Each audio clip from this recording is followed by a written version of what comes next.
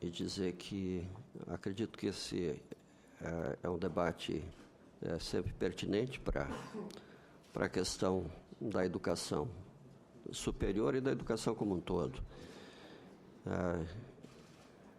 Eu sou diretor de políticas e programas da CESU, da Secretaria de Educação Superior, e tenho uma história de 38 anos de Universidade Federal. Então, tenho acompanhado há muitos anos a luta pela valorização da educação, tanto no nível universitário quanto na educação básica, que é uma luta permanente, e acredito que a próxima década deve ser, de fato, a década da valorização. Se eu olho para os últimos 20 anos, eu diria que a da década de 90, na educação superior, foi uma década de expansão. Mas ela foi uma década de expansão de mais do mesmo. E os anos 2000, a partir do período Lula, a expansão ela se deu com democratização. O campus hoje é outro na educação brasileira. A expansão com democratização mudou o campus. A expansão precisa continuar e a expansão com democratização precisa continuar. Por que a expansão precisa continuar? Porque temos, quer dizer, numa interpretação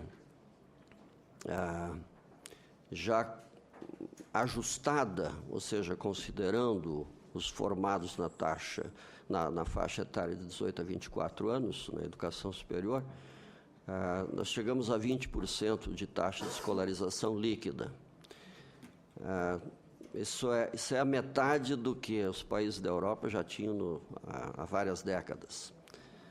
O que nós estamos dizendo, na verdade, é que nós estamos deixando de aproveitar 80% do potencial dos cérebros das pessoas, das sensibilidades que podem ser colocadas a serviço do desenvolvimento do país.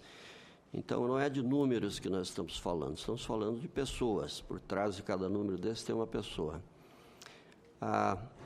Então, a expansão precisa continuar, mas é importante que ela continue com democratização. Isso quer dizer, nós temos que ter mais pessoas dos grupos historicamente excluídos na educação superior. E que grupos são esses? Os pretos, os pardos, os indígenas, os pobres, as pessoas oriundas da escola pública.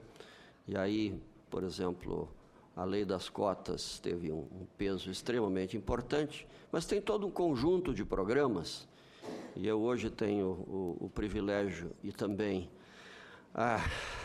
a dificuldade de administrar esses programas, porque quase todos esses programas grandes estão lá vinculados à minha diretoria.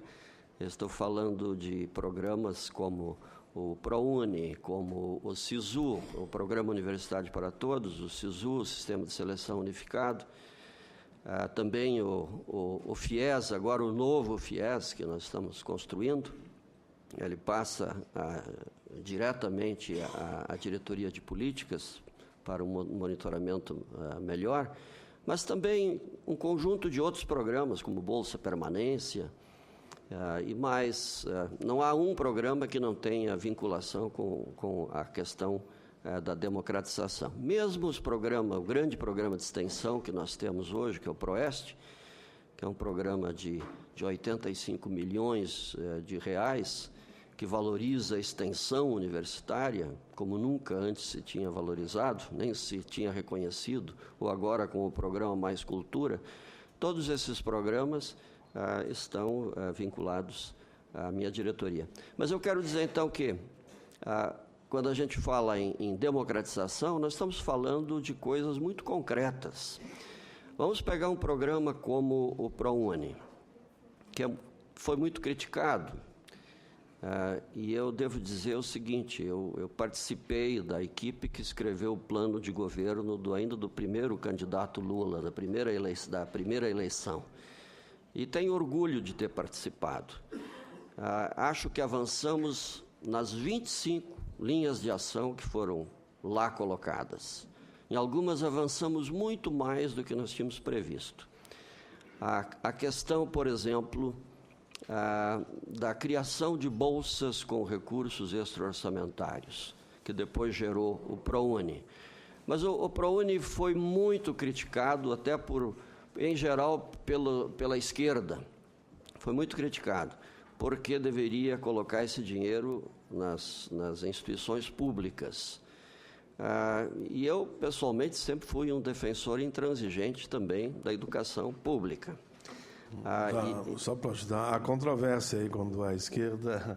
Não, mas eu digo, muitos amigos da esquerda criticaram muitos amigos e muitos também apoiaram, evidentemente. Eu, inclusive, apresentei um projeto há muito tempo atrás que vai na mesma linha, usar esse dinheiro para segurar as bolsas. Então, só para dizer que eu concordo com o ProUni, é bem claro, estou do seu lado. Não, mas, então, por exemplo, um dado, por exemplo, que as pessoas têm que ter.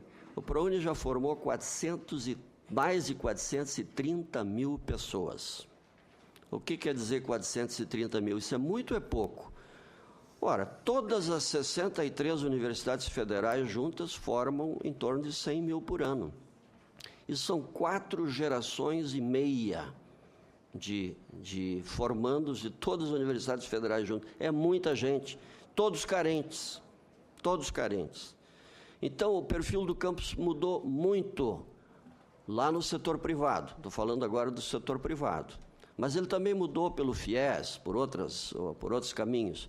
Mas fiz uma análise recentemente, um estudo que, inclusive, pode ser lido por todos, em que eu analiso o perfil socioeconômico do campus brasileiro. Ele está disponível na página da Flaxo Brasil, e tem esse título mesmo, Perfil Socioeconômico do Estudante de Graduação Brasileiro. Em que eu mostro, por exemplo, que o estudante de medicina, nas primeiras edições do ENAD, ele tinha 70% da sua origem em famílias com mais de 10 salários mínimos. Na última edição, ele era 40%. É importante dizer que este grupo, na sociedade brasileira, de famílias, representa 7%. Então, a medicina brasileira ainda é cerca de 6 vezes mais rica do que a sociedade brasileira. Mas ela era 10 vezes mais rica. Então, há um processo gradual em que mais pessoas mais pobres, e não estou falando nem da escola pública, porque a origem da escola pública também varia muito. Mas se vocês pegarem renda familiar, origem escolar, cor, a escolaridade dos pais, se ele tem educação superior ou não tem, nós temos muito mais gente a cada ano chegando que são filhos de pais sem escolaridade, em cursos de alta demanda, em todos. E também se é aluno trabalhador ou não é aluno trabalhador. São análises que são importantes de serem feitas.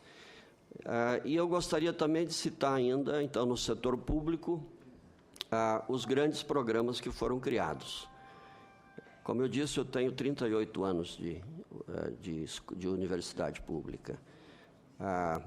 Inclusive, participei da criação de uma, fui pró-reitor de outra, ajudei a criar a Universidade Federal da Fronteira Sul, fui o primeiro reitor, fui o presidente da comissão de implantação e dediquei 2 importantes anos da minha vida a esse projeto com um trabalho intenso até o esgotamento, para fazer com que em um ano ela fosse implantada e nós tivéssemos 2.167 estudantes já na primeira leva de estudantes. Hoje está com 8.000 estudantes e já com 8 programas de mestrado.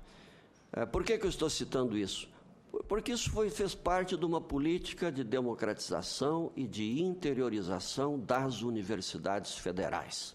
Assim como foi criada a Universidade Federal da Fronteira Sul, que eu quero dizer, senador Paim, foi a universidade mais democrática que foi criada. A lei das cotas, que saiu em 2012, ela prevê para 2016 50% dos estudantes com origem na escola pública. Nós iniciamos com 92%. E por que iniciamos com 92%? Porque nós concebemos a universidade pública vai estar a serviço da escola pública.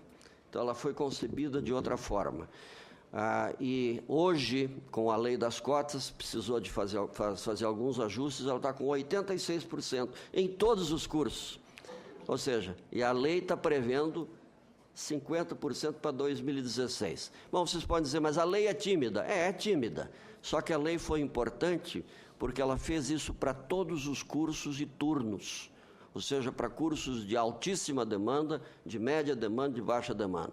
Por isso que a lei foi extremamente importante, está sendo extremamente benéfica. Mas então o REUNE não só criou 18 novas universidades federais, criou mais de 170 campi de universidades federais num processo de interiorização nunca antes visto no país.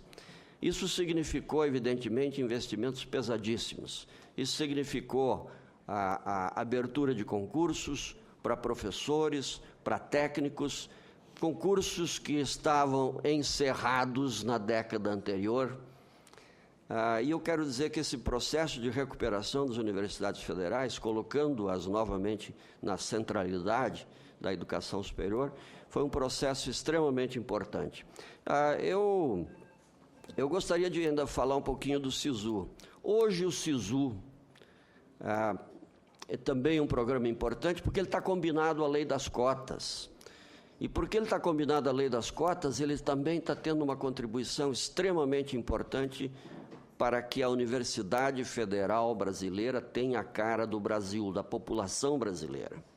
Então, nós estamos não só trazendo mais gente da escola pública, nós estamos trazendo pretos, pardos e indígenas com menos de um salário mínimo e meio, pretos, pardos e indígenas com mais de um salário mínimo e meio. Estamos trazendo outros com menos de um salário mínimo e meio. Eu estou citando isso porque essas são as rotas que estão no SISU. E este processo, que algumas universidades ainda resistem, 2 ou 3 no país, porque a quase totalidade hoje participa, ele está tendo um impacto enorme em um conjunto de coisas. Qual é o primeiro impacto? Como citei, a vinculação com a lei das cotas e o processo de democratização, mas também com a questão de criar, sair de um vestibular pequeno, pago, portanto elitista, estadualizado, para um sistema... Me permita, diretor. Sim. Não sei quem que representa o MEC muito bem. Aqui é o senador Vicentinho, é primeiro secretário da Casa. Veio aqui para dar apoio ao entendimento, à conciliação, à negociação, para que a greve pode chegar ao final. E amigo e admirador do presidente. E eu vou aproveitar, então, já realizando a presença da senadora Regina. A Regina é uma lutadora por todas as causas populares, um dos personagens mais importantes dessa comissão. Eu já ajustei com ela, eu vou ter uma votação ali numa outra comissão, eu vou lá votar e nesse período ela vai presidir aqui, acompanhando agora a exposição do representante do MEC. Uma salva de palmas aqui, e ela já assume a presidência, para mim chegar lá, votar e poder voltar.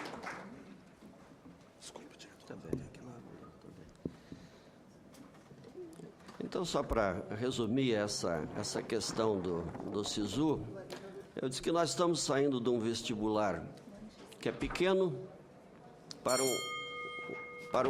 um processo seletivo amplo, nacional. Hoje o SISU está com 2 milhões, na última edição tivemos 2.700.000 candidatos. É um grande processo de seleção. Então, de um pequeno para um grande, mas de um pago para um gratuito, de um que é localmente referenciado na qualidade para um nacionalmente referenciado na qualidade, porque todos passam a usar o Exame Nacional do Ensino Médio como referência, e especialmente com possibilidade de mobilidade para todos, não só para os ricos.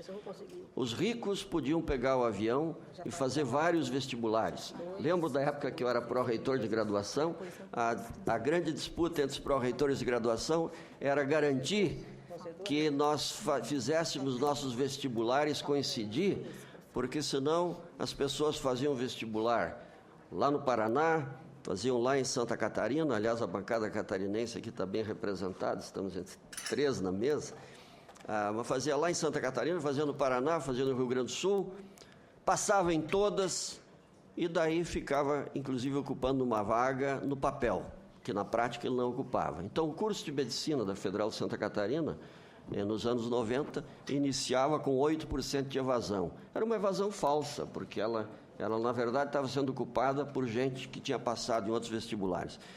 Os ricos podem continuar correndo o país, fazendo vestibular onde eles ainda existem. Hoje, graças ao SISU, os pobres também têm a possibilidade de mobilidade, graças a um sistema de seleção unificado e gratuito. Então, são processos extremamente importantes. Mas eu quero dizer o seguinte, eu tenho toda a simpatia pelo movimento grevista, quero dizer isso, e participei de muitas greves também como professor, inclusive devo ter participado da primeira greve da Universidade Federal de Santa Catarina, que foi de 1 dia, depois foi de 2, porque na época era difícil de fazer greve, mas eu quero dizer o seguinte, olha, por exemplo, se vocês olharem a evolução dos recursos aplicados nas federais, de 2013 a 2012, eu não tenho 2013 aqui comigo, porque eu não vim preparado especificamente para esse debate, eu vim preparado, na verdade, para discutir o PNE e a valorização do PNE. Então, estou ajustando a minha fala aqui. Mas nós saímos de 7 bilhões para 27 bilhões. É um crescimento extraordinário. Mas isso vale também para a questão da valorização dos docentes. Por exemplo, o crescimento dos doutores na rede pública, nós temos de 39% de doutores para 53% de doutores. Os mestres praticamente, né, estão desaparecendo. Então, há um conjunto de dados que eu poderia apresentar aqui para vocês. Vamos pegar, por exemplo, o PNAES. Porque, por exemplo, um programa como o SISU, que gera mobilidade estudantil e que permite trazer a interiorização também, que permite trazer muito mais gente pobre para dentro do campus, ele também criou problemas novos para a universidade. E esses problemas são problemas bons de se ter. Por que são bons de se ter? Porque a alternativa seria a exclusão. A política é de inclusão. Ora, se nós queremos incluir as pessoas, não podemos apenas permitir o acesso, nós temos também garantir a permanência. Isso significa investimentos enormes. Então, por exemplo, deixa eu ver se eu tenho... O PNAES. O PNAES, que é o Programa Nacional de Assistência ao Estudante, ele começou em 2008, ele é recente. Ele iniciou com 101 milhões. Em 2015, ele era 892 milhões, aproximadamente. Para 2016, ele supera 1 bi. Já está projetado. Supera 1 bi. Mas nós temos que acrescentar a este 1 bi aqui, mais quase outro bi com as bolsas de iniciação à docência, do PIBID. Né? Ou seja, são investimentos enormes que têm sido feitos e que indicam a preocupação do Ministério em garantir, em primeiro lugar, a expansão, segundo, a inclusão, terceiro, garantir a qualidade. É por isso que o SINAES foi criado, por isso que o PIBID foi criado, por isso que o conjunto de outros programas sobre os quais eu poderia falar aqui foram criados. E, claro que passamos por momentos de restrições orçamentárias e, como todos, também estou lutando para que a gente não consiga apenas manter os recursos que tinha, mas que a gente consiga efetivamente trabalhar rumo ao que estabelece a nossa lei maior agora, que é a lei do Plano Nacional de Educação, né, para nós chegarmos o mais rapidamente possível a 7% do PIB, que é para o 5º ano do plano, e a 10% do PIB para o final do plano. Esse é o grande sonho, e eu acho que é uma batalha da qual, uma luta da qual todos nós compartilhamos.